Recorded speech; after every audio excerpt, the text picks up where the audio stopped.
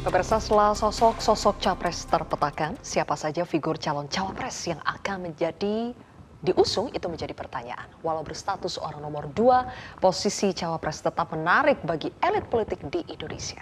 Ya, saat poros koalisi tengah mengalami perombakan, sosok cawapres nampaknya masih jauh dari kesepakatan. Dengan siapa saja ya, Pak? Iya, pasti ada perhitungannya kan. Ada lagi? Cukup? Kalau perhitungannya Pak, mungkin dari kira-kira nanti Wapresnya kan berasal dari partai, mungkin partai Islam atau partai... Ya, itu nanti bagian dari diskusi yang panjang. Yang penting visinya sama. Bagaimana menjaga Republik ini, dasar konstitusi yang dipegang, itu yang menurut saya mesti menjadi komitmen awal.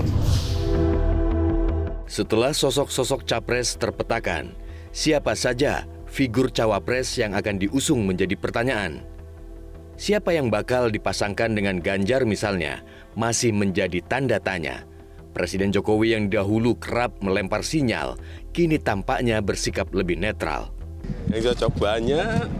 Salah satunya siapa? Banyak. Ada Pak Erik, ada Pak Sandiaga Uno, kan banyak kan? Ada Pak Mahfud, ada Pak Ridwan Kamil, banyak. Siapa lagi? Ada Cak Imin, ada Pak Erlangga, banyak. Kalau Pak Prabowo Gimana? Nah, termasuk Pak Prabowo. Perayaan Idul Fitri menjadi momen silaturahmi dan boleh jadi arena melakukan lobi. Hanya berselang sehari setelah baca pres PDIP dideklarasi, Prabowo terbang ke Solo untuk menemui Presiden Jokowi.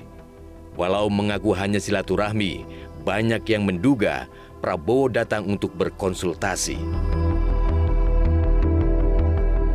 Menduetkan Prabowo dan Ganjar Pranowo akan menciptakan koalisi jumbo berisi partai-partai pendukung pemerintahan Joko Widodo. Namun dengan status baru Ganjar sebagai baca pres, sulit membayangkan negosiasi politik masih dapat berproses. Ya, partai saya mencalonkan saya sebagai capres. Dan partai saya agak kuat juga sekarang. Ya. Memang sulit membayangkan Prabowo dan Gerindra bersedia menjadi nomor 2. Secara pengalaman, Prabowo sudah 3 kali bertarung di Pilpres. Sebagai cawapres Megawati dalam Pilpres 2009, bersanding dengan Hatta Rajasa pada Pilpres 2014, dan berpasangan dengan Sandiaga Uno pada Pilpres 2019. Gerindra juga pastinya kekeh mengusung Prabowo sebagai capres untuk mendulang efek ekor jas yang diyakini mendongkrak perolehan suara saat pemilu legislatif. Ditambah lagi, elektabilitas Prabowo juga tengah moncer.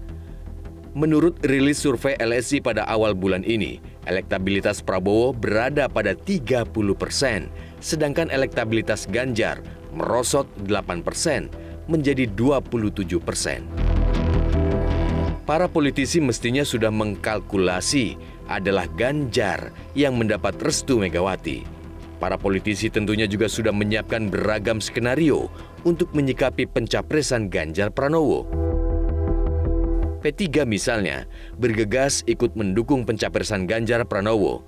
Sebagai maharnya, P3 berharap kadernya dipinang sebagai cawapres. Sejauh ini, belum ada kejelasan siapa sosok yang bakal diusung P3 sebagai cawapres. Namun banyak yang menduga sosok itu adalah Sandiaga yang belakangan menjalin komunikasi intensif dengan P3. Pekan ini, Sandi juga secara resmi pamit dari Partai Gerindra. Surat pengunduran diri diserahkan langsung kepada Ketua Harian Partai Gerindra, Sufmi Dasko Ahmad.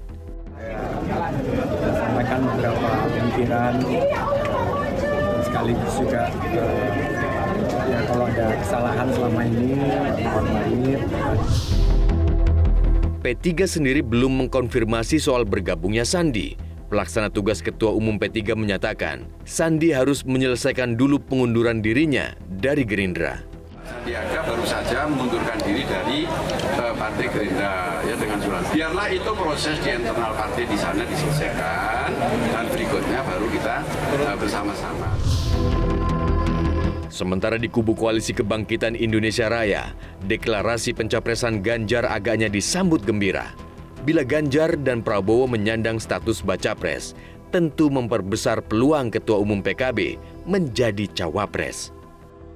Siapa calon presiden dan calon wakil presiden dari Koalisi Kebangkitan Indonesia Raya, dan itu ada di tangan Pak Prabowo. Dan hari ini terus-menerus saya lihat KKIR ini setelah muncul wacana koalisi besar dan mendowngrade pelan-pelan gitu nama Pak Prabowo ke posisi cawapres, bagi saya yang ada di KKIR, saya sebenarnya tidak terima itu dengan cara begitu, karena opininya kemudian di mana kalau ini berlanjut terus maka koalisi KKIR ini dan sekaligus tokoh yang ada di dalamnya itu mengalami penurunan juga nantinya gitu. Nah, kalau Pak Prabowo dianggap cawapres lah, Pak Muhaimin dianggap apa? Nah, oleh sebab itu menurut saya dan harapan saya, dan saya juga yakin tidak dalam waktu yang lama Pak Prabowo dan Gus Muhaimin bisa segera memutuskan siapa pasangan calon presiden dan calon wakil presiden dari Koalisi Kebangkitan Indonesia Raya. Lalu bagaimana dengan kubu Koalisi Perubahan untuk Persatuan?